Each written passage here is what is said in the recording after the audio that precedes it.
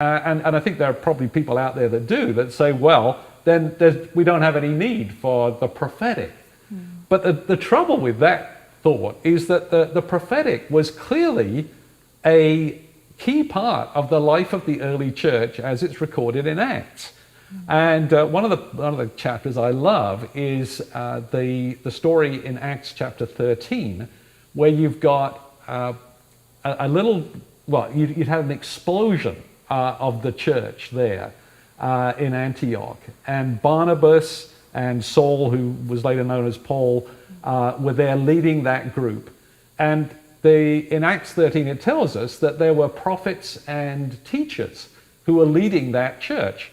And they got together and they're worshiping and they're fasting. And so they're clearly waiting on God, saying, God, lead us. What are we supposed to do now? And then it says, and the Holy Spirit told them, set apart for me Barnabas and Saul for the work that I've called them to. And the question there is, how did the Holy Spirit say that? And I think the answer is actually pretty clear. I mean, he spoke through one of the prophets, right? So it was one of the prophets who heard that, felt like, oh, that's what God's saying, and laid it on the group.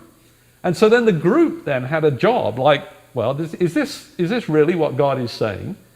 And I think there was a unity about that. They discerned it together, and they said, no, that really is what God is saying. We all get the sense, right? Yeah, that's a word from the Lord. So what did they do? They laid hands on Barnabas and Saul, and they commissioned them, basically, to what God was calling them to do. And actually, the interesting thing is that out of that came the first missionary journey, a major expansion of the church, and it was all because of a prophetic word.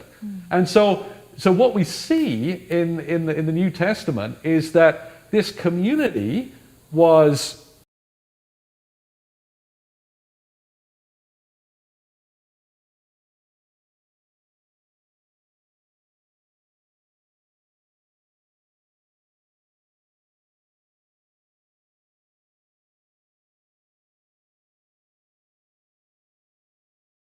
grounded in the reality of knowing God and knowing the Spirit of God and responsive to it and looking to hear what God was saying. And it's a very captivating picture, I think, of